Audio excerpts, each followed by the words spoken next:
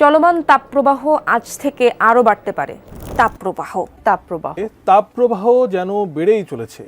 Hello দর্শক, বর্তমানে এত পরিমাণ গরম পড়েছে যে মনে হচ্ছে পুরো বাংলাদেশ আগুনের উপর জ্বলতেছে। এমনকি সৌদি আরব, ওমান এবং আফ্রিকার অনেক দেশের থেকেও ভারত এবং বাংলাদেশে অনেক গরম বাড়তেছে। এবং অবাক করা বিষয় হচ্ছে গরম সবেমাত্র শুরু হয়েছে। এটা বাংলাদেশ এবং ভারতের জন্য সব থেকে গরম বছর হতে যাচ্ছে। কিন্তু প্রশ্ন হচ্ছে বাংলাদেশে এত গরম কেন করতেছে এবং এই সমস্যার সমাধানের জন্য আমরা কি করতে পারি। বন্ধুরা, এই গরম আবহাওয়া আমাদের দেশকে আরো গরিব করে দিচ্ছে, কারণ ভারত এবং বাংলাদেশের ৭০% মানুষই লেবার এবং ওয়ার্কার। এ সকল মানুষ ফিল্ড লেভেলে কাজ করে থাকে। এর মধ্যে রয়েছে ফার্মার, ওয়ার্কার এবং ভেন্ডর। এই সকল মানুষ ঠিক তখনই কাজ করে যখন দিনের বেলায় অনেক পরিমাণ গরম পড়ে। এত গরমের কারণে দেশের প্রোডাক্টিভিটি 10 থেকে 15% কমে যাচ্ছে। বেশি গরমের কারণে মানুষের শরীর খুব তাড়াতাড়ি ক্লান্ত হয়ে পড়ে। যদি গরমের কারণে মানুষ ঠিকমতো কাজ না করতে পারে তাহলে দেশ সামনের দিকে কিভাবে এগোবে। কিন্তু যারা অফিসে কাজ করে তারা গরম তেমন বুঝতে পারে না। এখন অনেকেই মনে করতে পারে গরম পড়তেছে তো কি হয়েছে,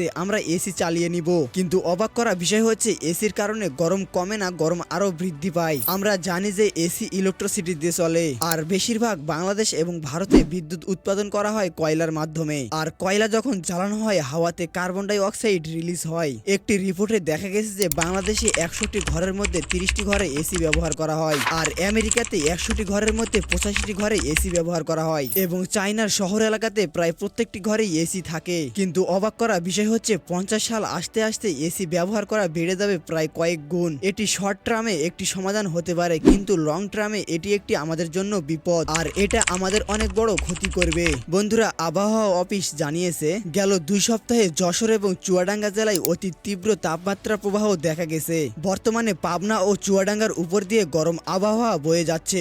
এর বাইরে ঢাকা, রাজশাহী, মৌলভীবাজার, চাঁদপুর, ময়মনসিংহ, খুলনা এবং বরিশাল সহ আরো কয়েকটি জেলার উপর দিয়ে মৃদু থেকে মাঝারি ধরনের তাপপ্রবাহ বয়ে যাচ্ছে। সারা দেশে দিনের তাপমাত্রা 3 থেকে 5 ডিগ্রি সেলসিয়াস বেড়ে গেছে। এপ্রিল মাসে বাংলাদেশের গড়ে তাপমাত্রা থাকে 36 ডিগ্রি সেলসিয়াস, কিন্তু এবছর সেটি বৃদ্ধি পেয়ে গড় তাপমাত্রা প্রায় 40 ডিগ্রি সেলসিয়াস হয়ে দাঁড়িয়েছে। এ কারণে সারা দেশে তীব্র গরম অনুভূত হচ্ছে। এখন প্রশ্ন হচ্ছে এত গরম কেন হয়। বন্ধুরা, তীব্র গরম তখন হয় যখন একটি এলাকাতে হাই প্রেসার সিচুয়েশন তৈরি হয়। এ সময় উপরের দিকে তীব্র গরম সৃষ্টি হয়, তখন বিল্ডিং গুলো গ্রাউন্ডের দিকে ট্র্যাপ হয়ে যায়, আর গ্রাউন্ড সেই হিট রিলিজ করে থাকে। তখন বাতাসগুলো বের হতে পারে না, আর হাই প্রেসারের কারণে ঠান্ডা বাতাসগুলো ভিতরে প্রবেশ করতে পারে না, আর এই আবহাওয়া হয়ে যায় ঠিক প্রেসার কুকারের মতো। বন্ধুরা, হিট ওয়েভ কোনো সিজন নয়, এটি একটি কন্ডিশন।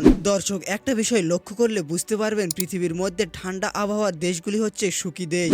যেমন পৃথিবীর সবচেয়ে সুখী দেশগুলোর মধ্যে তালিকায় যে দেশগুলো রয়েছে ফিনল্যান্ড, ডেনমার্ক, আইসল্যান্ড এবং সুইডেন। বন্ধুরা, ঠান্ডা থেকে বাঁচতে আমরা অনেক পদক্ষেপ নিতে পারি, যেমন আমরা জ্যাকেট পরতে পারি, আগুন জ্বালাতে পারি এবং বাড়িকে সুরক্ষিত রাখতে পারি, কিন্তু গরমের কোনো সমাধান নেই। একটি রিপোর্টে দেখা গেছে বড় বড় বিল্ডিং গুলোতে ছোট ছোট টিনের বাড়ির চেয়ে 5 থেকে 60 ডিগ্রি সেলসিয়াস বেশি হয়ে থাকে। তো বন্ধুরা, এবার আসা যাক সমাধানের বিষয়ে। আমরা যদি গরম কমাতে চাই তাহলে পশ্চিমের দেশগুলোকে ফলো করা বাদ দিতে হবে। যে বিষয়গুলো আমাদের পশ্চিমা দেশগুলো থেকে শেখার দরকার নেই সেগুলো আমরা বেশি করে শিখি। যেমন নিউ ইয়র্ককে দেখলে আপনি বুঝতে পারবেন সেখানকার বেশিরভাগ বিল্ডিং গুলো কাঁচ দিয়ে তৈরি করা হয়েছে। পশ্চিমাদের এই বিল্ডিং গুলোকে ভারত এবং বাংলাদেশেও কপি করা হচ্ছে।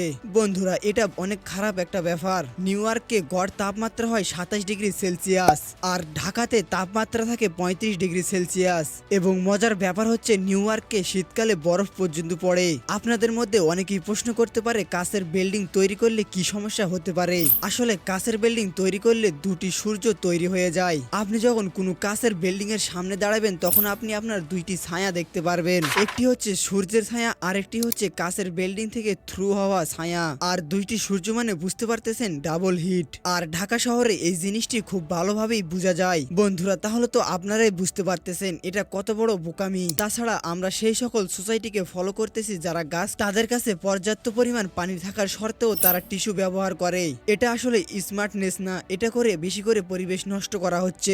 বন্ধুরা, আমাদের যদি কপি করতে হয় তাহলে আমরা সিঙ্গাপুরকে কেন করতে দেখতেছি না। সিঙ্গাপুরের আবহাওয়া বাংলাদেশ এবং ভারতের সঙ্গে মিলে যায়। তাদের বিল্ডিং গুলোতে লক্ষ্য করলে দেখতে পারবেন শুধু গাছ আর গাছ। তাদের গাছ লাগানোর জায়গা কম রয়েছে, তবুও তারা যেখানে সেখানে গাছ লাগিয়ে থাকে। বন্ধুরা, আপনারা হয়তো জানেন না গাছ লাগানো কতটা উপকারী। একটি রিসার্চে বলা হয়েছে শুধুমাত্র একটি আম গাছ তার জীবনে 271 টন অক্সিজেন প্রডিউস করে থাকে। এর পাশাপাশি 81 ton carbon die oxide absorb করে থাকে। এটা ওই পরিমাণ কার্বন যেটা 5টি এসি 1000 ঘন্টা চালালে নির্গত হয়। আমরা আম তো সবাই খাই, কিন্তু আম গাছ কয়জনে লাগাই? প্রকৃতি থেকে আমরা যেটা গ্রহণ করি সেটা আমরা আর ফিরিয়ে দেই না। আমরা মনে করি প্রকৃতির সব জিনিসই আমাদের, আসলে এসব সৃষ্টিকর্তার। তাই আমরা যে পরিমাণ ফল খেয়ে থাকি সেই পরিমাণ গাছ লাগানো উচিত। তাই আপনি যত পরিমাণ পারবেন গাছ লাগাবেন। এক কথায় গাছ লাগানোর কোনো বিকল্প নেই। তো বন্ধুরা, এই ছিল আমাদের আজকের ভিডিও। আশা করি ভিডিওটি ভালো লাগছে। যদি ভালো লাগে লাইক দিয়ে চ্যানেলটি সাবস্ক্রাইব করবেন। আর যারা যারা ফেসবুক পেজ থেকে দেখতেছেন পেজটিকে অবশ্যই ফলো করে দিবেন। আর আপনি কোন টপিকের উপর ভিডিও চান আমাদের কমেন্ট করতে পারেন। আল্লাহ হাফেজ।